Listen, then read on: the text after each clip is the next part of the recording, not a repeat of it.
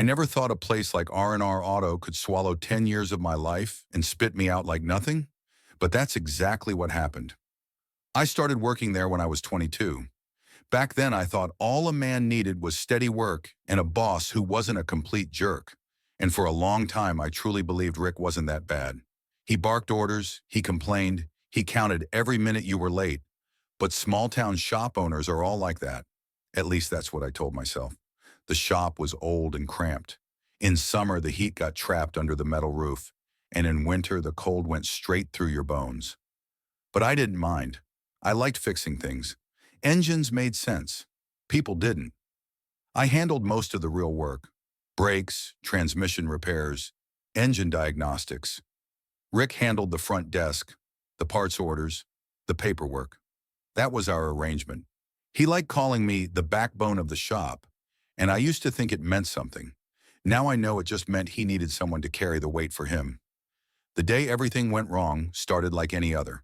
A friendly older guy named Tom brought in his Dodge, said the brakes felt mushy. I checked them, found a bad line, swapped it out, bled the system, and tested the truck. Everything felt solid.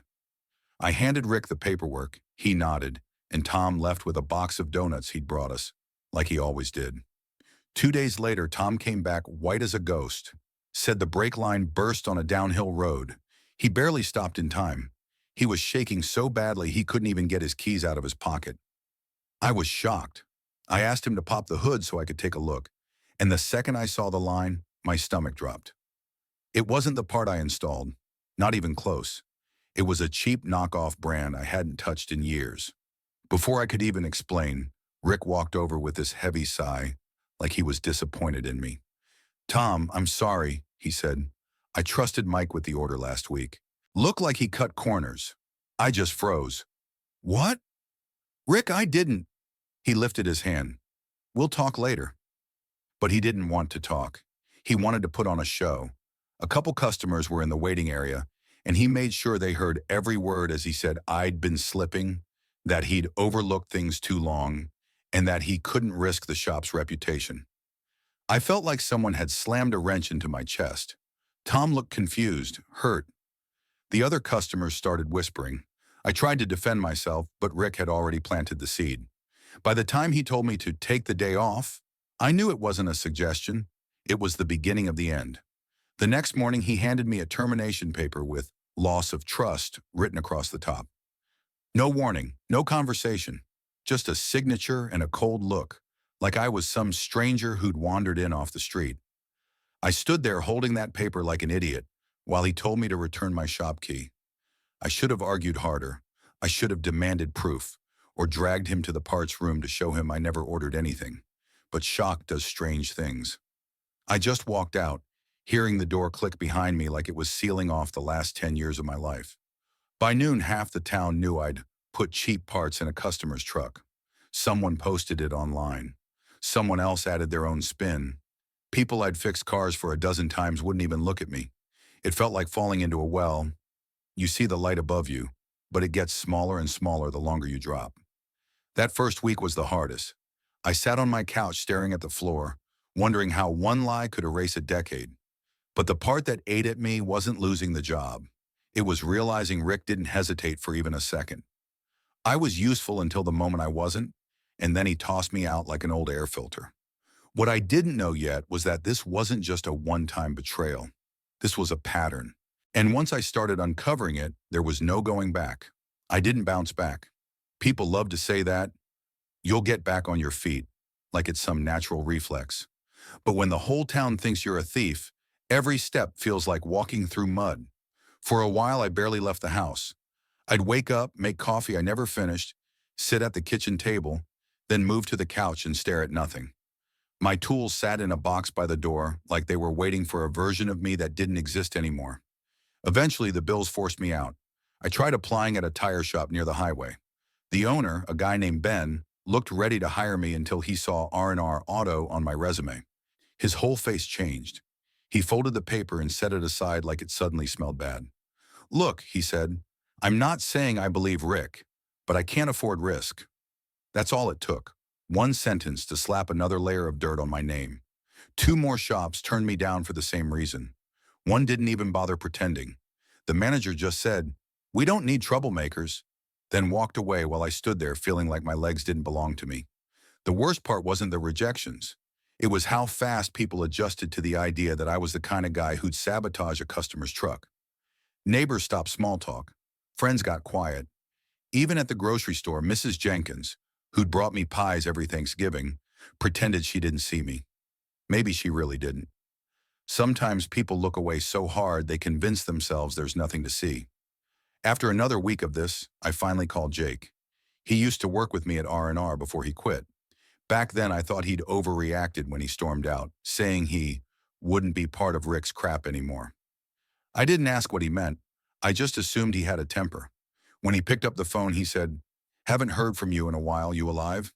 "Barely," I said. "You got any work?" "I don't care what it is." He didn't ask many questions. Just told me to come to the lot he worked out of now. It wasn't really a shop, more like a graveyard for broken trucks, tractors, and anything else people hoped could be revived for cheap. When I pulled in, Jake was under the hood of a Ford that looked older than we were. He stepped back, wiped his hands, and looked me over. "Damn," he said, "Rick really did a number on you." I sat on the tailgate of a rusted Chevy and told him everything. Tom's truck, the fake brake line, the termination paper, the way Rick made me sound like the town menace. Jake listened without interrupting, his jaw tightening a little more with every detail. When I finished, he shook his head. "You still don't see it, do you?" "See what?" "He's been doing crap like that for years. He just finally did it to someone who lasted long enough to make it worth something." I frowned. "What are you talking about?" Jake tossed a wrench into a toolbox. "He's been using cheap parts forever. Charges customers full price for the real stuff, pockets the difference. When things go wrong, he needs someone to blame. I didn't realize he'd gotten bold enough to swap parts after a job, but I'm not surprised." My stomach twisted. "And nobody said anything?" Jake shrugged. "People don't listen. They like their cheap repairs, and Rick knows how to talk fast." I thought about every long night I'd stayed late finishing a job.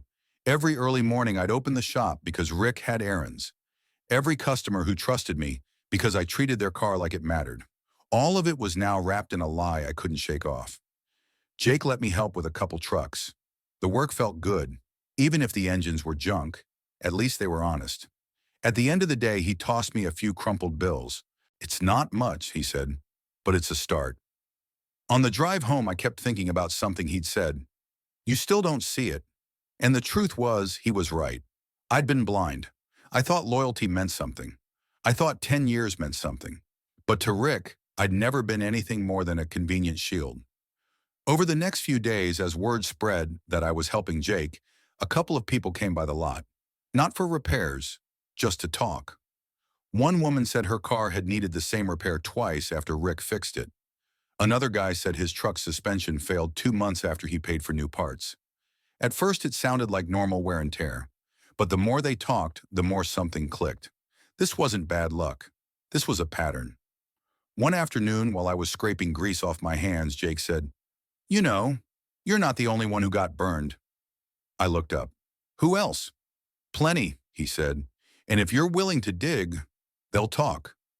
That night, I lay on my mattress staring at the ceiling, all the pieces rearranging themselves in my head. I didn't have money, I didn't have a job, and my reputation was hanging by a thread. But for the first time since getting fired, I felt something sharp and alive under the mess. Not rage, not revenge, not yet, just clarity. And once clarity shows up, it doesn't leave. I didn't wake up one morning and decide I was going to take Rick down. It wasn't some big dramatic moment. It started with one conversation, then another, and before I knew it, the truth was piling up faster than I could process it. The first person I talked to was Lisa. She used to work the front desk at R&R about 2 years before everything blew up. I found her at Millie's Diner, carrying 3 plates at once and still managing a smile. When she saw me, the smile faded. "Mike, you okay?" she asked. "No," I said. "Can we talk?" When she finally got a break, she slid into the booth across from me, crossed her arms and said, "Let me guess. Rick threw you under the bus." "Hard," I said. "You too?" She let out a bitter laugh. He fired me for losing cash payments. Except I didn't lose anything. He was skimming. I kept copies of every drop log. When the numbers didn't match, he said I was stressed and needed to take a few days off. Then he replaced me. Do you still have those copies? I asked. In a shoebox, she said. Didn't know what to do with them. But if you're actually going after him, I'll help. I didn't say I was going after anyone, at least not out loud, but the idea lodged itself in my chest and didn't budge. Next was Ernesto, the kid who'd worked part-time in the bays. I found him at his cousin's garage, elbow deep in a crusty lawnmower. When he saw me, he straightened up like he'd seen a ghost. I heard you messed with that guy's brakes, he said. Did Rick tell you that? He nodded. And what do you think? I asked. He looked down at his hands. You taught me everything I know. You never cut corners. I stepped closer. Then listen to me. He swapped the part after I installed it. He set me up. Ernesto swallowed hard. He made me switch boxes once, he admitted quietly. Said the supplier sent the wrong stuff. Told me to repackage everything so customers wouldn't complain. I didn't think someone could get hurt. I was just doing what he said. Would you say that to someone official? I asked. He hesitated, really hesitated, then nodded. Yeah, I will. By then the picture was becoming clear. Rick wasn't sloppy.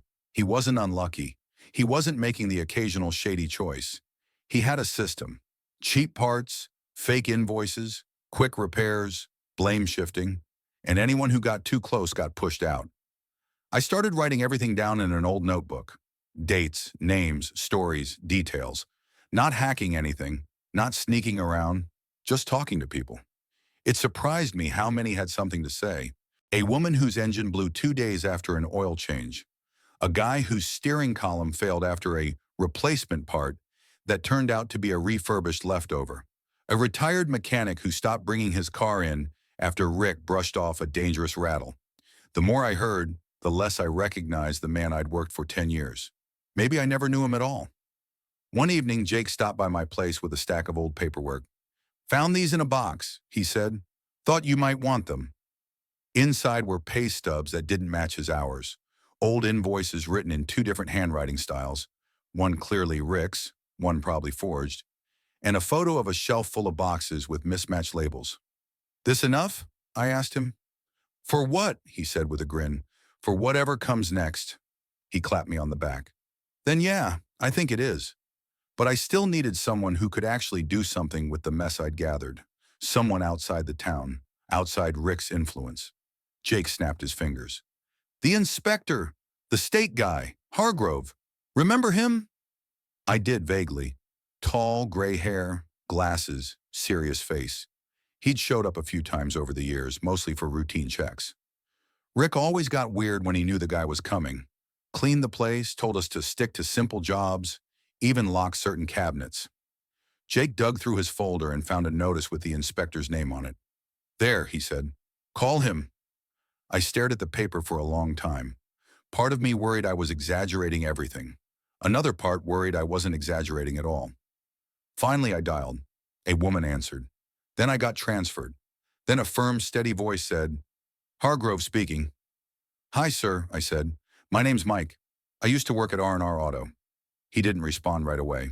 Then, all right, what's this about? I think you already know something's off with that shop, I said. I've got people willing to talk. I've got statements, receipts, photos. Rick's been using counterfeit parts and blaming employees when things go wrong. Another pause. Longer this time. You willing to put this in writing? He asked. Yes, I said. I didn't even hesitate. Good. I'll be in your area next week. Bring everything you have. And bring the others. When I hung up, I felt something I hadn't felt since the day Rick fired me. Not hope exactly. Just the sense that a door had finally cracked open. And for once, it wasn't closing in my face.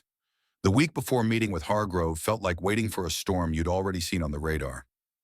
You don't know how bad it's going to be, but you know it's coming. We met at a small coffee place off the highway.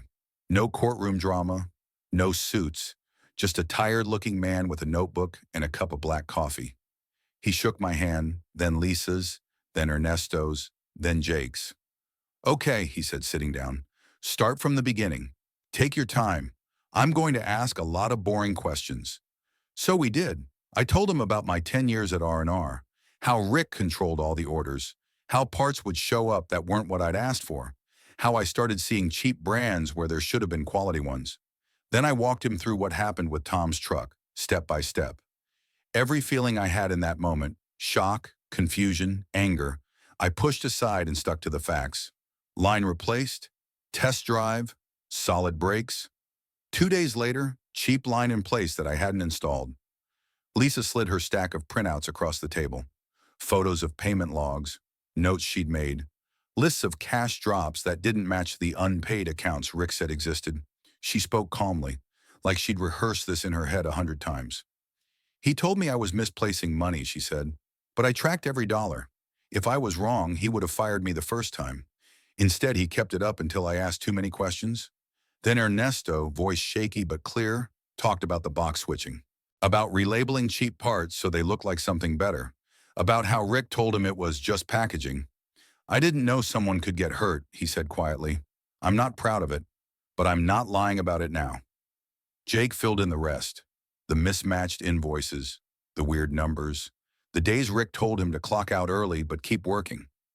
Hargrove listened, scribbling notes, asking specific questions, brands, dates, names, locations in the shop.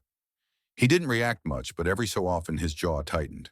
When we were done, he closed his notebook. I've had my eye on that shop for a while, he said. Complaints here and there, but nothing solid. What you've given me, he tapped the notebook. It's more than enough to start something formal. My heart was pounding. So what happens now? Now, he said, you stay away from R&R Auto. All of you. No drive-bys, no confrontations, no gloating. I'm going in as part of a routine inspection. If what you're saying is true, the shop itself will back you up. We all nodded. None of us wanted a face-off with Rick. I'd had enough of his voice to last me a lifetime. The inspection happened 2 days later. I only know how it went because small towns have big mouths. People called, texted, came by the lot where Jake and I were working, eager to share. State guys were all over the place, one customer told me. Opening boxes, checking labels, going through files. Rick looked like he was about to pass out. Another said they saw an inspector take a box off a shelf, open it, then ask why the part inside didn't match the brand on the outside. Someone else mentioned old, expired brake fluid they found in the back. A couple of days after that, I drove past R&R on my way to the parts store. I told myself I wasn't going to slow down, but of course I did. There was a big notice taped to the door. Closed pending investigation. The parking lot was empty. No cars, no customers, no sound of impact wrenches. For the first time since I'd been fired, the building looked small. Not long after, my phone rang. It was Tom. Mike, he said, I talked to that inspector. He told me enough to know I was wrong about you. You didn't know, I said. Still, he replied, I trusted the wrong guy. That's on me. If you ever open your own place, you call me. I'll bring my truck to you, and only you. I didn't know what to say. I just sat there with the phone pressed to my ear, feeling something loosen in my chest.